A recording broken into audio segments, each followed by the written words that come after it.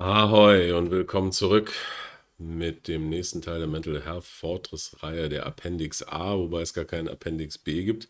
Den habe ich selber noch nicht gesehen. Letzte Woche hatte ich leider keine Zeit, das fortzusetzen. Ich denke, ich mache das hier als Zweiteiler. Das ist ja 1 Stunde 20.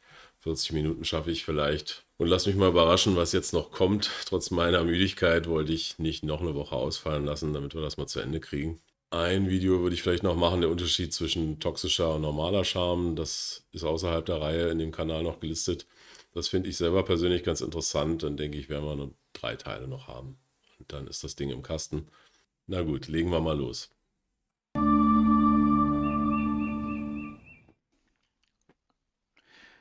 I think there's a very common and actually a very legitimate reasoning I hear from people very frequently for why they won't even attempt to do this work that I've laid out here. The stop emotional flashbacks, the hand mnemonic, the emotional literacy, and then the superego work, talking to yourself, arguing with the super. How could that? How could all of this just be this thing called CPTSD? Everything I've ever experienced, how could it be reduced to like a 3-step plan, 4-step plan, broken down into chunks? No. It couldn't work. It's impossible, right? So the reasoning is, and I get it. So you're in a timeline of your life and you're going, look, this is where I was born. This is where I am now. This is my past and this is my present. And what has been before is complexity. It's been so complex. The trauma was complex. The story even is everybody's story is so complicated. And they're like, I bet you've never heard one like this before. And I'm like, well, I won't have heard your story, but I guarantee you I'll have heard a story like your story before because they're all complicated. So you look at it. Ja, ich glaube, bis jetzt ist alles gut durch den Übersetzer gerutscht. Das Gefühl habe ich auch mittlerweile. Ich erzähle dir mal meine Geschichte und irgendwie habe ich die dann doch schon mal gehört. Nachdem ich dann doch mal ein paar Geschichten gehört habe. Natürlich auch, wenn jede Geschichte eine individuelle Nuance hat. Ja, wie kann es sein, dass wir mit diesen einfachen Schritten alles auflösen können? Nein, das kann nicht sein, ja. Ich bin der Meinung, es bewirkt sehr viel. Ich kann ja von mir mal sprechen. An der Stelle kurz mal so als Einschub. Innerer Dialog schon mal gut, innere Grenzen gut, äußere Grenzen arbeiten wir dran. Also ich bin ja ein großer Fan dieses Programms, deswegen mache ich es ja auch. Ich glaube, damit lassen sich eigentlich grundlegend so viele Sachen schon regulieren und bearbeiten. Wenn man das hier durch hat und dann immer noch Probleme hat, gut. Klar gibt es immer Sachen, die mehr erfordern, aber das ist für den Heimgebrauch schon mal echt super hier.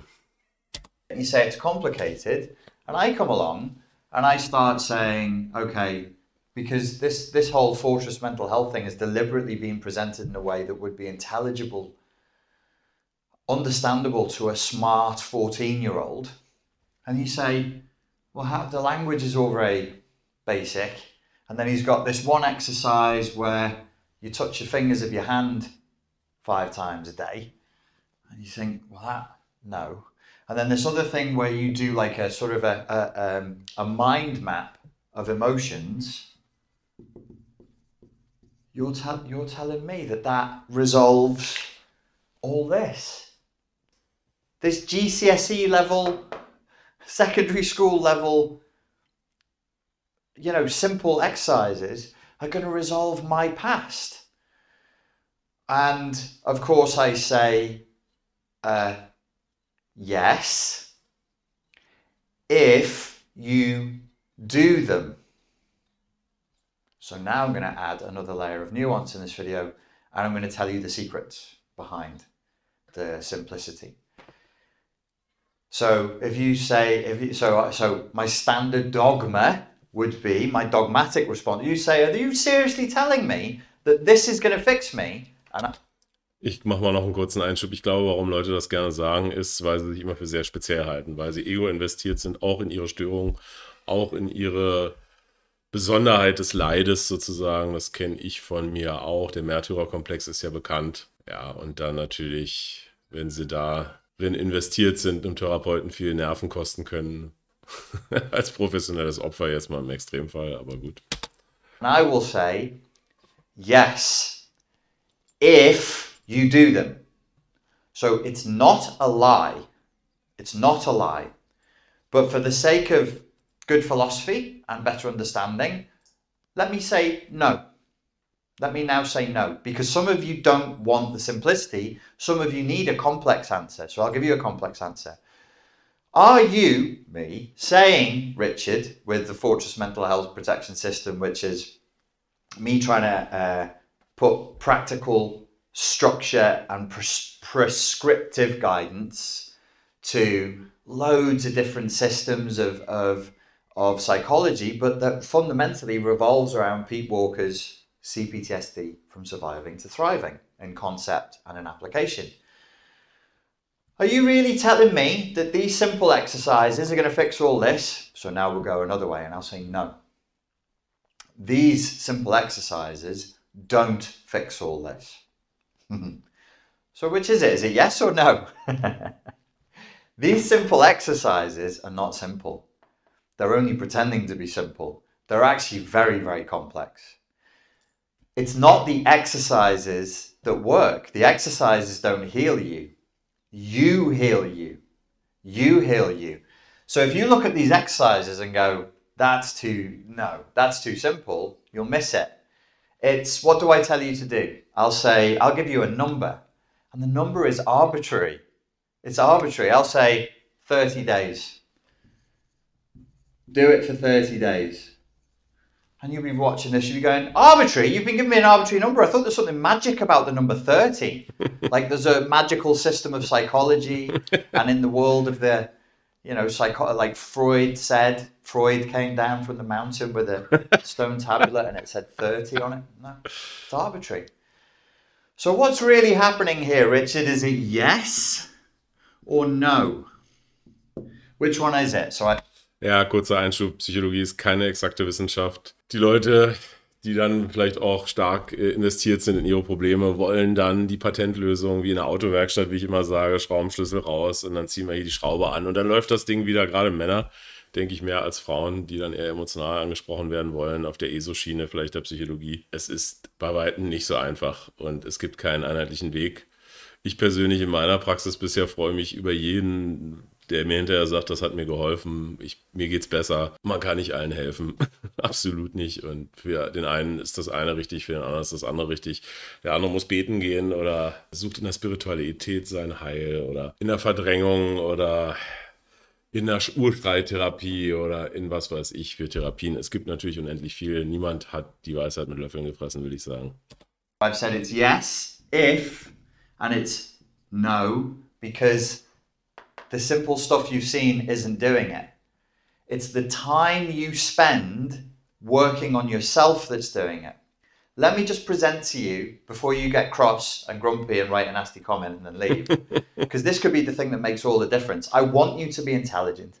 I want you to be cynical. I want you to question me. I want you to be doubtful. Of course, no, I don't want you to be doubtful. I'd like you to just get on with it and heal and move on with your life. But of course you are going to be doubtful. I would be as well. But if it was me looking at this, I'd see past this because that's the way my brain works. But some people think in a very literal way.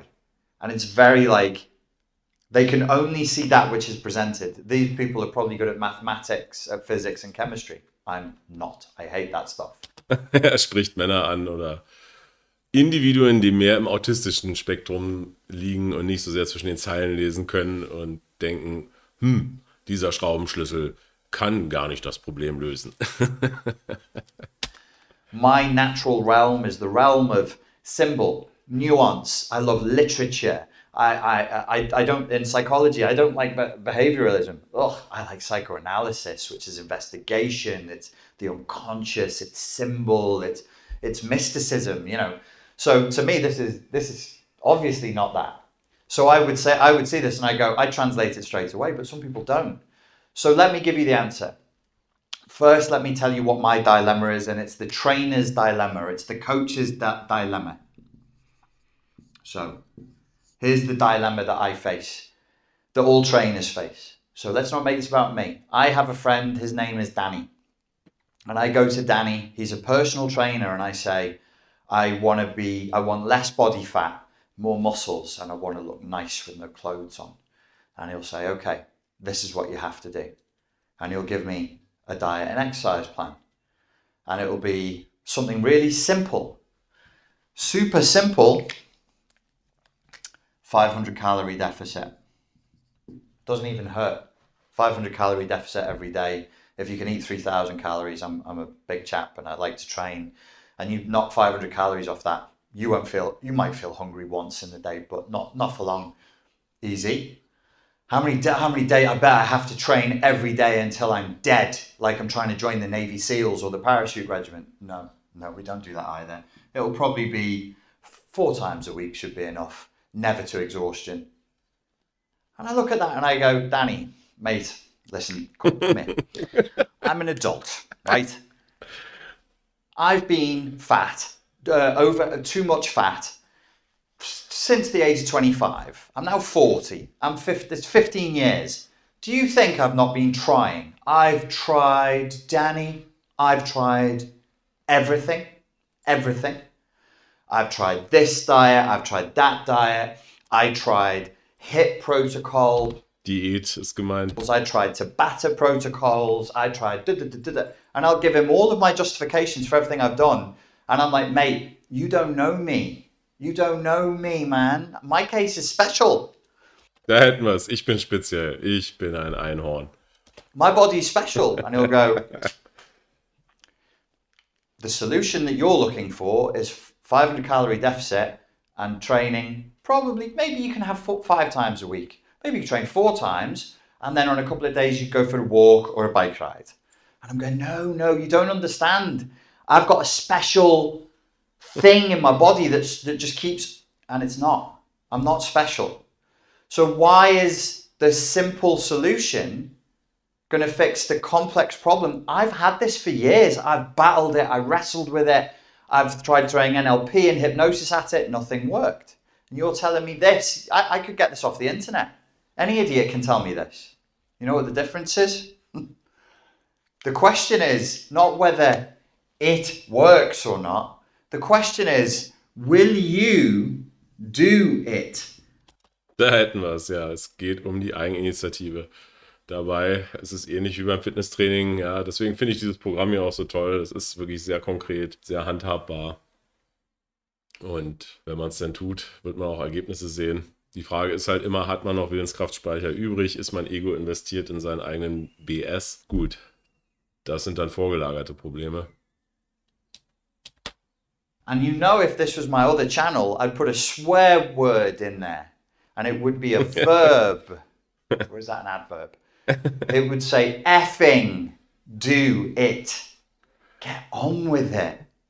If you don't knock this protocol out for 30 days minimum, you've got nothing to measure, nothing. And to move your body and have your body change shape, 60 days would be better, 90 days would be superior. And if we're talking at the levels of people who really know what they're doing, you're looking at 6 months. You're looking at, what's that?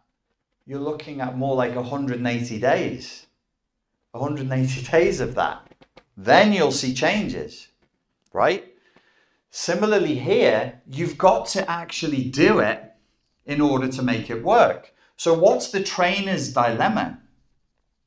The personal trainer's dilemma is the same as the life coach's dilemma. It's the same as the psychotherapist's dilemma. The dilemma is there is a gap between what I tell you to do and then what you actually do. And this gap, I've been referring to it in my head for a year or so as the discretionary gap. I think it's the right term because there is, between adults, your personal trainer is not your mum, is not your dad, and you're not a child anymore, and they don't live with you. So if, say as a personal trainer, I see a personal trainer once a week, and they tell me to do this, and they say it, and they say to me, are you going to do that? And I go, yeah, I'm totally going to do this training protocol and this eating protocol. Yes.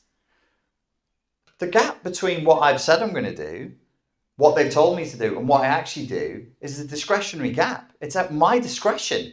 as an adult, as a free, sovereign adult. My agency is I can do what the hell I want. Trainers know this, and the personal training industry knows this, and it's a problem. Let me talk personal training because it maps straight onto life coaching and psychotherapy perfectly. There's no difference. What they've started to do, of course, is they start to try and preempt the expectation that you're not even going to do what they say.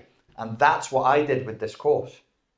So I've deliberately said and not said things trying to preempt the discretionary gap between what you're told to do, because you don't have to listen to me. I'm not, who the effing, I'm no authority more than you give me. Or maybe you watch me for 20 minutes and then you go and walk the dog and you forget about what I've said. You're not necessarily going to do it. You don't live in a camp that's run by me that's making you do this every day with a bunch of other people. But if you were, and you did it for 30 days, I guarantee you'd feel better after the 30 days. Why? So I'll tell you why in a second, because I really want to get into the psychic space of why that simple stuff works and why this works, right? Simple answer to a complex problem. So this is the trainer's dilemma, it's the psychotherapist's dilemma. There's a gap between what you're told to do and what you actually do. And a lot of times, you just don't do it. Why do I not just do this? Well, partly because it means I'm going to have to change my lifestyle in a way that's not in line with what I imagine my healing process, my training progression progress would have looked like. I expected a Navy SEAL style boot camp. I expected to starve, and you're telling me I don't need either. Ladies and gentlemen, please look inside yourselves and please be honest right now. Let's agree to be honest with ourselves. You've got all this past and all this complexity, tears, divorces, lying on the floor, weeping, covered in your own snot. Some people it's drug abuse. Some people it's been real tragedy. Ja, spricht vorher Scheidungen an und Beziehungskrisen, die wurden jetzt nicht mit übersetzt, aber es ist klar. It's been death, murder, suicide, horror, all from trauma. And then I'm going to give you this secondary school exercise to do and say this fixes it. Your brain just says, F you. There's no chance. That's insulting. You're insulting me. You're insulting my experience and my intelligence. So that's the trainer's dilemma. That's the psychotherapist's dilemma. If I do this seemingly simple protocol, what's actually happening? The only thing that can happen is, how should we, again, like put it back to strength training, reps over time. So the question would be, over how many weeks and months did I actually pull this off? So let's say it's training 4 times a week, a couple of walks. It's a 500 calorie deficit a day. That means you're tracking calories every day. And to some people, they're just like, I'm not doing that. I was that guy. I was like, I'm not tracking my calories. And the answer is, okay. All right. So you're not prepared to track calories? No. So... Das kenne ich auch, Tracking Calories. Ich mache das immer nach Gefühl. Aber wenn man es richtig macht, konsequent macht, eben sein Über-Ich ein bisschen die Schraube anzieht, ein bisschen zwanghaft ist, Disziplin übt, ja, dann sollte man das durchaus so machen, absolut. You're not prepared to set a timer on your phone and touch your fingers and say words that remind you of certain things 5 times a day. Are you prepared to do that? If the answer is, again, be honest. No, you're not going to do it. Are you prepared to just sit down and do a mind map every day? No. Okay. Bye. The unsubscribe button is there. Sorry.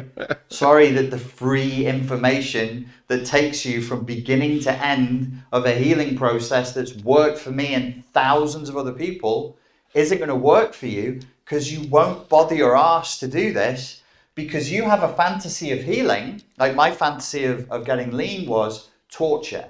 Your fantasy of healing, not fantasy, fantasy in the psychoanalytic tradition could be anything, like any hallucination. It's not, fantasy usually means good, so fantasy can be bad too. So you probably have some... Es spricht die Fantasie an, die narzisstische Fantasie vor allen Dingen, dass man sozusagen in der zu starken Ego-Projektion in der Zielrealität lebt und sich einfach einbildet, ich bin schlank und dann vielleicht noch so verrückt ist und sich dann hinstellt und sagt, ich bin toll, ich bin toll. Ja gut, das hatten wir an anderer Stelle. Nightmarish fantasy, you're like all this pain, all this suffering. I think my therapy would be 5 stern-looking Zen monks with shaven heads who never smile, beating me with bamboo sticks whilst I lie on the floor, holding a teddy bear, rolling around crying and saying, "Mummy, why? Mummy, why?" Would you prefer that? Now, all joking aside, isn't that what you envision it would be like? Because that's what the trauma looked like. Well, I hope it didn't look like that. But no, well, metaphorically, you get hit with sticks by stern people, maybe literally sometimes. And your response is dramatic, is infantile, is humiliating. It's, you know, the fact it's happening is awful, and then you observe yourself responding in the wretched ways that we respond when we are effectively psychologically tortured, and you go, well, the healing process must look like that. It can't be this. You're out of your mind. Do you know what I've been through? Do you know what I've been through? I was a heroin addict and I lived under a bridge, and you're telling me that that's caused by this thing that you're calling emotional dysregulation. Well, I don't really believe that. You're saying it's trauma. I don't really believe that. You're saying there's 4 primal responses that I'm locked into I don't believe you. And now you're telling me this is the solution. You don't know my life, man. This is some secondary school thing. I need the Zen monks who are going to beat me. That's my therapy. Surely it can't be this. Ich muss immer an die Zen-Mönche denken jetzt, die mich prügeln, meine Therapie voranzutreiben. Das ist echt genial lustig. Also, ich hatte den Part ja noch nicht gesehen. Das ist höchster Unterhaltungswert auf jeden Fall. Und das Trainerdilemma ist, glaube ich, klar geworden. Das muss ich jetzt nicht nochmal erklären, dass die Leute immer gerne was machen wollen, aber den Arsch nicht hochkriegen, weil wir evolutionär so bequem sind. Hierfür bieten sich natürlich Krisen, sagte ich an anderer Stelle schon mal, immer an, weil man dann auf einmal die Power hat, was zu verändern.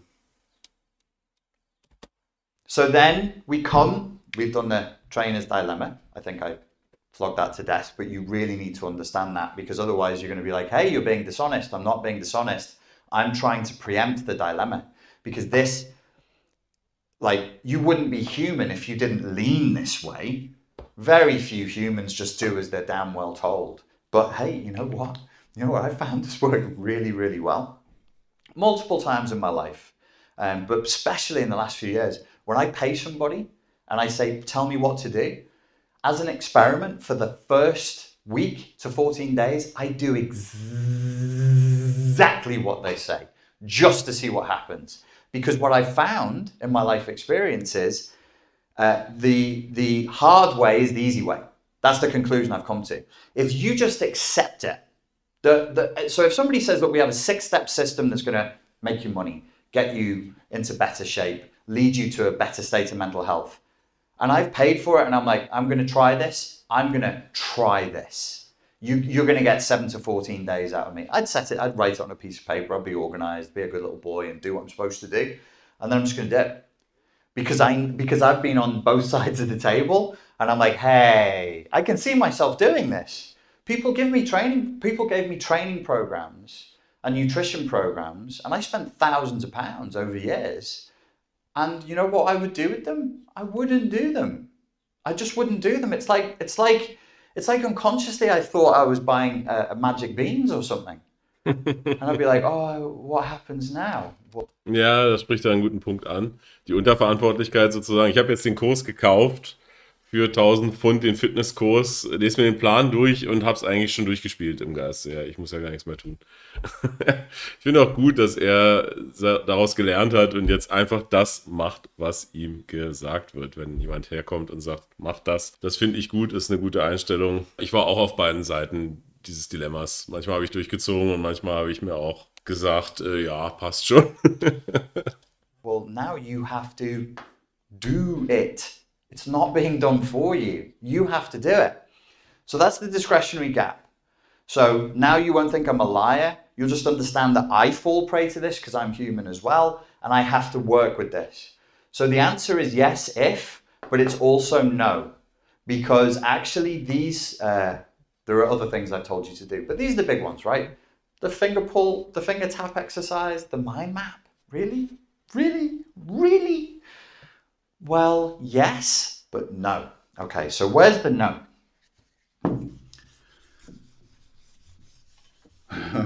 I have to be, I'm going to be fully honest with you here. There's a whole side of me that I've kept off the YouTube spaces because it confuses people. And if anybody is even slightly on the spectrum for any sort of a psychotic, or they're highly emotionally dysregulated, they really like it and they cling to it, and then they use it as a way of intellectualizing their way out of the work. It's called spiritual bypassing, but I'm a pretty spiritual dude. I can read the I Ching, or I used to be able to. Spiritual Bypassing, also spirituelles Umgehen, sollen wohl besonders Psychotiker und hochemotional Dysregulierte machen, also Borderliner. Da bin ich jetzt mal gespannt. Probably have to relearn it. I can read. Ah, da kommt's. Tarot cards. Used to be very interested in astrology and even psychic readings. It's not part of my life anymore, hasn't been for over a decade, but that's my worldview is open to that. Why am I telling you? Because you wanted the complicated answer. Because this is for the intellectuals who intellectualize their way out of progress. So we're going to go there. I'm going to give it to you straight and I'm going to give you everything. Why am I telling you that about spirituality and psychic phenomena and stuff that I believe in as part of my belief system? Because it's actually quite crucial to how this works. In the realm of psychology, allow me to make a gross oversimplification to make a point, but it has a simplification that has merit. Imagine it's a pool. Here's the deep end of the pool. Here's the shallow end of the pool. This is psychoanalysis. This is behavioralism. The depth of the pool is mysticism. Interessante Analogie. Also rechts Verhaltenstherapie, links tiefenpsychologische Analyse. Und der Weg dann nach unten ist Mystizismus. Behavioralism is the end of the psychology can veer towards hard science. Behaviorism. If we can't see it and we can't measure it, we're not talking about it. Do I think this is valid? Yes, I do. I think that all psychological practices should be governed and disciplined by this. But I am not in the camp that believes that psychology is a science or that it should pretend to be a science. It's a school of philosophy that should try to be scientific. Ja, das ist auch seine Meinung. Keine exakte Wissenschaft. Es ist eigentlich ein Mix von Neurologie und Philosophie. Das versucht wissenschaftlich zu sein, ja, muss man ehrlicherweise zugeben. So we need behaviorism. We need behavioralists to come along every once in a while and be like, what are you doing? Well, we are like the superegos blending with the id. And they go, can we see any of that? We can try and show you. We should always be brought back. We should always be off the ceiling and brought back to earth, yeah? So here's mysticism. And there's different schools. There's different schools of therapy that get, different schools of psychology, different schools of research that become more open to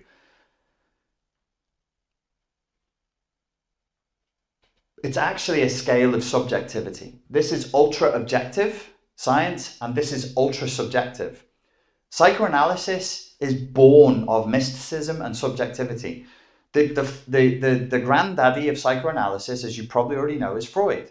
His insights came from solipsistically and deliberately going inward. This is out. And it's measurable. It's a phenomena that's measurable in the external world. This is in. And it's completely immeasurable. And it's subjectivity, and it's that which is perceived in the internal world. And psychoanalysis does not attempt and should not attempt to say, your thought or your feeling or your dream symbol needs to have an observable effect to be valid. No, it's valid in and of itself in psychoanalysis. In a sense, it's its own question and its own answer. But in behavioralism and in more scientific schools of psychology, that doesn't work. That doesn't play. That's not science. That's anti-science. That's completely anti-scientific to say, well, I feel like this is what it is, so that's what it is. Science is going to be like, no, that's like absolutely not. But here it is. So where am I on this scale? Well, I'm here, but I need to give you stuff that you can do so that you can make it measurable. But we've gone in. Ja, da spricht er einen guten Punkt an. Ich versuche ja auch mal Neurologie mit reinzumischen und das übereinander zu legen. Das finde ich auch sehr wichtig. Jetzt nicht nur vielleicht im Jungschen Sinne über Archetypen zu konfabulieren und wieder eine Fantasiewelt zu bauen, die sehr mystisch sein kann. Da bin ich auch nicht so ein Fan von, auch wenn vieles in der tiefen Psychologie absolut Geltung hat. Also ich würde mich da an einer ähnlichen Stelle sehen in der Bewertung wie er. Inside. So Freud would be the introspection that led to his childhood, and he observed his childhood as an adult, and he brought forth what he recalled. He was really good at recalling his feelings in childhood. So he brought out like sexual stuff, really taboo, weird. When I say weird, I mean like in the cultural settings in which we find ourselves now, it's not really considered cool to have sexual feelings towards your parents, but it's also natural for a child, their first libidinous attachment will be to their primary caregivers, to their parents. It's perfectly natural. Most of us don't remember it. Freud did, which is in and of itself impressive. And then das ist absolut beeindruckend. Das wusste ich auch noch nicht, dass Freud so gute Erinnerungen hatte, dass er es daher alles abgeleitet hat. Ich dachte, er hat es nur aus Beobachtungen abgeleitet. Ich habe gar keine Erinnerungen oder sehr, sehr wenig an die Kindheit vor 6 Jahren, gar nichts und alles sehr entfernt und an die Gefühle schon mal gar nicht. And he brought it out and he spoke about it. So Freud went inward, saw the childhood landscape as an adult and brought it forth. Jung goes inward, sees the inner landscape as a child, not as an adult, and then plays there. Symbols, archetypes, UFOs, aliens, spirits, demons, and it's like this cornucopia of fun and groovy stuff, which is why he's very popular, because it's easy to, all the child in us is attracted to that. But Freud is not. Das ist interessant. Die Jungsche Psychologie hat er ja auch sehr interessant beschrieben. Ja, sehr bunt, sehr kindhaft aus der Sicht des Kindes. Diesen Archetypen, die ich schon erwähnte. Ja, Jung war auch 5 Jahre, glaube ich, psychotisch in der Nervenheilanstalt. Also ein Grenzgänger auch in die Psychose. Wahrscheinlich hat er da auf der anderen Seite eine Menge interessante Dinge gesehen, die er da in seiner Arbeit verarbeitet hat. Because it's awkward. That's an adult with a child's perspective. Freud gives you the same feeling as when you see, like if you saw a fully grown man dressed up as a 4-year-old girl, you'd be like, hey, those two things make me feel strange together in the same space. So Freud makes us feel, ugh, so we want to reject it. We also don't want to think that about ourselves. So Freudian psychoanalysis can make people quite angry. Jungian, it's very like, explore, what is your archetype? Did you speak to the angel? Did you speak to the daemon? Ja, da sieht man, warum die Freudsche Psychologie, die eigentlich das Fundament der modernen Psychologie immer noch ist, so abgelehnt wird. Ja, und warum alle auf den Jungen stehen, gerade die Boko Haram-Leute. Klar, ist schön, ist kindhaft, ist bildhaft. Oh, ich kann sein, was ich will. Ne? Sozialer Konstruktivismus ist natürlich in diesem Bild der Psychoanalyse wesentlich einfacher als, ja, Schattenarbeit, in die Kindheit zurückzugehen, ja, sich mit dunklen Dingen auseinanderzusetzen, ja, die vor allen Dingen weiblich geprägte gynozentrische Kultur will ja immer gerne Lichtarbeit machen, du bist so toll, wir sind alle so toll, ja, da spielt natürlich auch dieser Teil der weiblichen Psyche eine Rolle, warum die beiden so gegeneinander ausgespielt werden teilweise. Ich hatte selber mal einen Kommentar, wo einer auch meinte, Freud ist längst widerlegt, ja, auch eine Jungianerin. Nun gut, bleibt in Fantasy World. Aber an Freud kommt niemand vorbei. It's friendlier, it's warmer, but it's not more valid. It's not more valid. Just because something makes you feel better doesn't make it more valid. Ja, es fühlt sich besser an, deswegen ist es mehr valide. Feels before reals. Also, schön nochmal.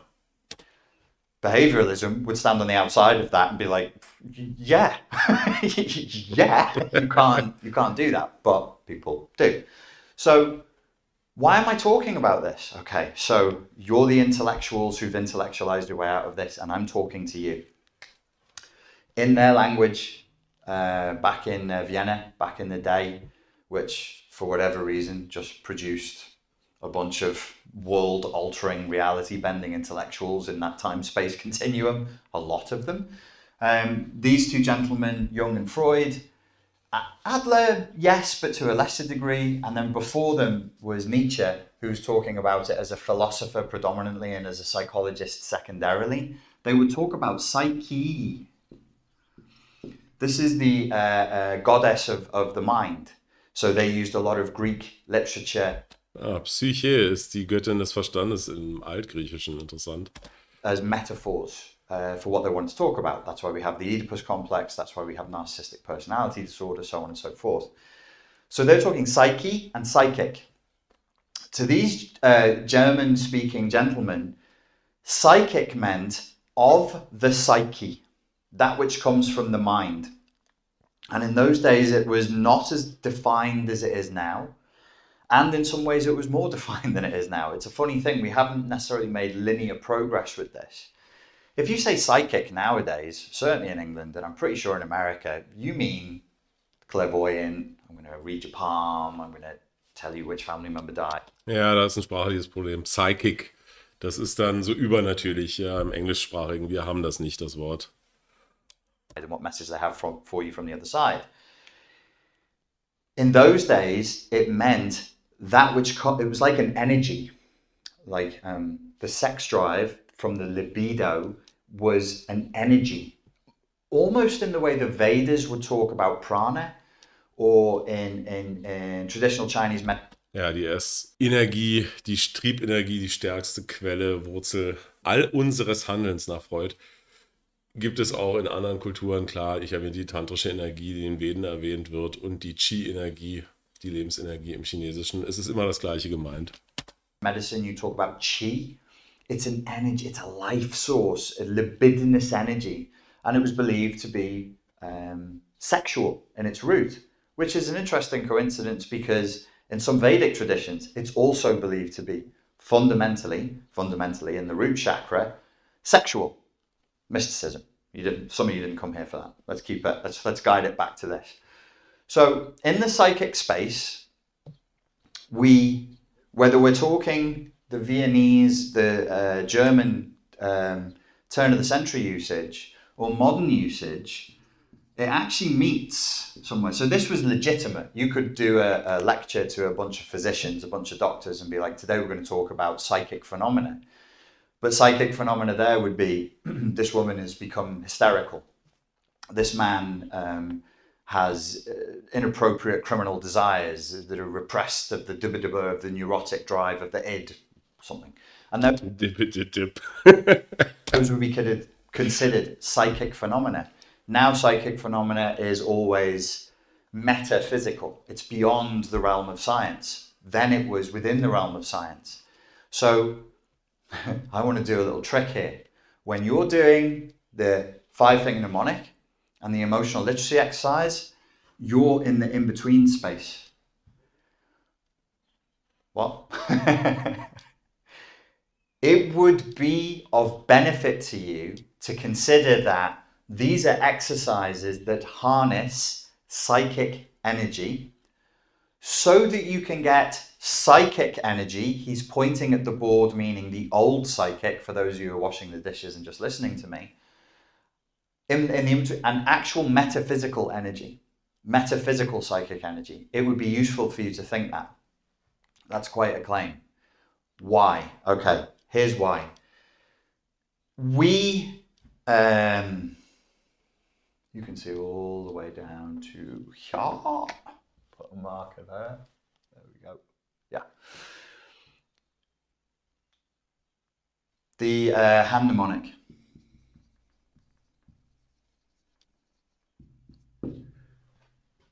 everybody's talking Jung and shadow work. Richie, what do you think of shadow work? And I'm like, I'm doing it. I'm already doing it. If you knew what that word meant, what that term meant, you'd recognize it. Shadow work. Zur Schattenarbeit hatte ich ja mal ein Video. Shadow work. The reason why it gets confusing is again down to the use of language translated from German to English and the way in which those words are used now versus before. Shadow back then would be understood to mean one thing and one thing only, the unconscious. It's only the unconscious. Now it's much vaguer, it's much broader. It's like shadow warriors, the ninjas of the night, and it could mean like, you know, what you do at a witch's coven. It's what Jung meant was quite modest for shadow work, and it was the following: we seek to make the unconscious that which is in. So if you there's a, you know, Freud was sorry, not Freud, but Jung was very into his symbols, and he was very, very well aware of traditional Chinese medicine, Taoism, and that worldview. So, I've done it the wrong way around. So this is the shadow, that which is not seen. It's in the yin space, and he wanted you to work on that as opposed to the conscious. But it only means, shadow work only means the non-conscious, that which you cannot see. Ja, das hatte ich in dem Video auch mal gezeigt, dass man anhand seiner kognitiven Dissonanzen seine unbewussten Bedürfnisse und Wünsche sozusagen ablesen kann. Also wenn mich was besonders triggert, dann weiß ich immer genau, aha, da habe ich ein Defizit. Ich wäre gern so wie der, oder es sind Anteile in mir, die nicht gelebt sind im Unbewussten. Und das geht ziemlich gut auf, finde ich. Auch wenn es natürlich Kritiker gibt der Theorie. Because what Adler, Freud, and Jung, and the psychoanalysts who've come after them all agree, as far as I know, in the psychoanalytic tradition, there's many disagreements, but there's no disagreement about this one thing, and it's like one of the few concepts that holds all psychoanalysts together. It's the root of the belief in plumbing the depths in the dark pool of psychology is the following. There is a force in your life. It is called the unconscious. It governs your life, but you're not aware of it. And it's more powerful than your conscious mind. That statement that I just made, I think, is universally agreed in psychoanalysis. I think. The part about it being more powerful than your conscious mind might be a bone of contention, but even that, I think most, like to be a psychoanalyst, I think you have to believe that. Because a psychoanalyst is predominantly concerned with plumbing the depths of the unseen, the non-conscious. Damit ist man als Psychoanalytiker beschäftigt, deswegen reagiert man, wenn man ein bisschen Instinkt hat, immer sehr genau darauf, wo Menschen getriggert werden, wo Menschen Empfindlichkeiten haben, wo sie sozusagen abweichen. Das ist wie so ein Seismograph. An bestimmten Phrasen oder bestimmten Gefühlen, in bestimmten Situationen kann man so viel ablesen, wenn man dieses Schattenarbeitskonzept verstanden hat und dann auch anwendet. In der Beobachtung. Also kann man das auch, wollte ich noch sagen, sehr gut einsetzen, indem ich auch gerne Menschen immer provoziere. Das habe ich schon immer gerne gemacht, den sokratischen Dialog pflege und gerne mal ein bisschen über die Stränge schlage, den Finger in die Wunde lege und dann schaust du mal, wie bei so einem Echolot, was zurückkommt. Und dann weißt du, was im Unbewussten des anderen eigentlich vorgeht. So you're here with your ego, and me too, going, oh, this finger-tugging thing, get the flip out of here, the mind map, get the flip out of here. But the unconscious knows what you're doing. And it's not the fingers, and it's not the mind map. It's where it takes you to in your unconscious. Wait. So with emotional literacy as well, with these, I'm focusing on these two exercises because they're the ones that are the most powerful, but they really put people off. They really, really put people off. What am I doing with the hand mnemonic? Is there a power in tapping my fingers? No. If there was, every time you got your keys out, you'd heal. So what are we doing? Also jedes Mal, wenn du den Autoschlüssel rausholen würdest, bei dieser 5-Finger-Methode, dann könntest du ja auch sonst was machen. Nee, es hat schon Sinn, nämlich das Unbewusste anzusprechen. Das ist der spannende Hintergrund bei der ganzen Sache hier. When you go about your daily life and you want to get your keys out and you want to get your phone out and you need to call your husband and say, I'm going in the shop, what do you want? And you've got to get in the car and you've got to pick the kids up and then you take a sip of water and you breathe and you move and you blink and a kid comes out on a bike and you brake. You think, I'm conscious. The overwhelming majority of what you just did for the last 2 hours and even now, the overwhelming majority of what you're doing is unconscious. We live here. Ja, 90% der Zeit laufen wir auf Autopilot. Und deswegen ist die Rolle des Unbewussten natürlich sehr groß. But our ego is the conscious and it's in the light. So it's that which is seen. But in the shadow, shadow work, that's the non-conscious. You can't see that. What did Jung, the term shadow work is Jungian. You don't get to make up what it means. What did he say was a way of making the unconscious conscious? Explore your emotions. Explore your emotions. You must understand your emotions about a subject. Not because the emotions are the unconscious, but they're our gateway to the unconscious. So your emotions are the surest fire way of you getting any honest communication from the unconscious. Everything else is shit. So close. Is garbage. It's garbage. Your ego, and this is now Adler, you're intellectuals, you intellectualize, you want to know. Adler was a peer of Freud. He wasn't a student of Freud, as a lot of people report him to be. He was a peer, and he broke away quite early. And he talks a lot about the ego ideal. So here we are in our egos, and we have our idea of who we are and the life we're supposed to be living and who we wish to be. And if the solution I give you doesn't match your ego ideal of who you are and what your solution should be, you'll reject it. Ja, erwähnt das, wie ich am Anfang sagte, die Ego-Investments sind ganz wichtig. Wenn du glaubst, du musst von den Mönchen verprügelt werden und dieses Bild ist einfach zu göttlich und dabei den Teddybär in der Hand halten, nach Mami schreien, damit das deine Vorstellung von Heilung erfordert, dann musst du das machen. Deswegen ist der Placebo-Effekt so stark. Deswegen ist Esoterik so eine große Nummer. Das sind alles nur Ego-Investments. Ja? Wenn dann der Heiler dich aus dem Universum mit Rosenquarz zudeckt und das eben deine Vorstellung ist von Heilung, dann werden manche Leute da heilen. Das ist ja das Kranke. An der Stelle so aus meiner Sicht. Aber gut. That's pure narcissism, by the way. Purest, unadulterated narcissism. Purer Narzissmus, sagte dazu, zu den Ego-Investments, was ich ein bisschen vorsichtiger ausgedrückt habe. Ja. That is too simple for me. I am too important for that. When I rejected my solutions that I was given, narcissism. Total narcissism. What works for everybody else won't work for me. Did you know me? I'm exceptional. I can't do what the hoi polloi are doing. No, it's narcissism, my friend. Doesn't mean you're a narcissist. It means that you have narcissism in you. Most human beings do. Ja, wichtiger Satz. Wenn ich immer Narzissmus sage, könnte ich es auch durch Ego austauschen. Ja, es wird immer gerne als Keule und Stigma benutzt, als neuer Klabautermann, als Buhwort. Pathologischer Narzissmus, sage ich jetzt ein für alle Mal, ist nochmal eine ganz andere Schiene. Dazwischen gibt es noch einen narzisstischen Persönlichkeitsstil.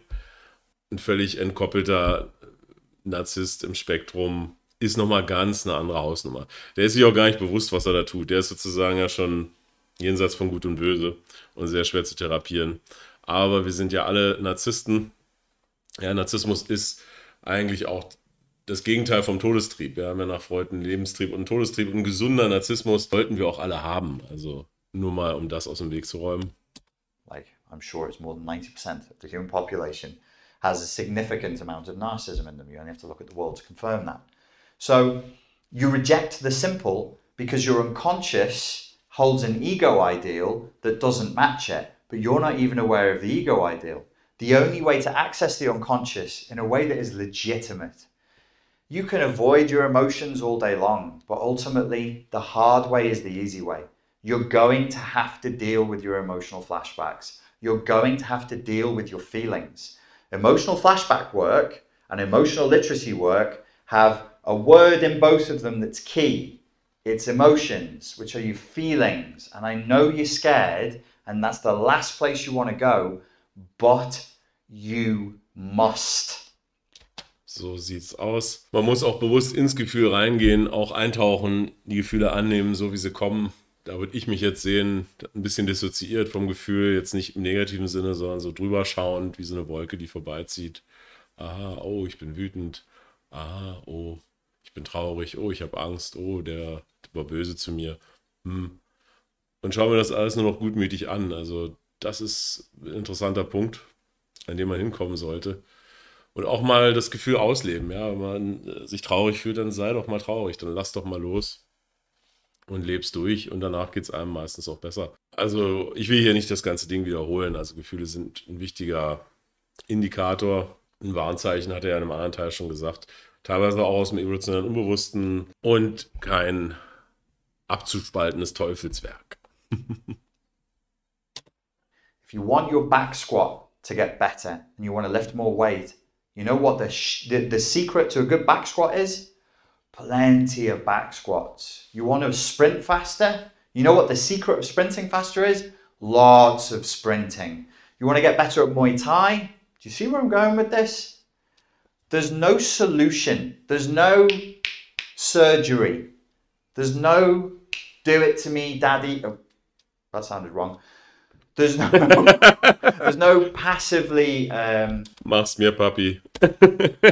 allowing an authority figure, a daddy or mummy figure, to do something to you that you receive as you would in surgery, as you would in when you get your nails done or your eyebrows done, or you get, like I did with my ACL surgery.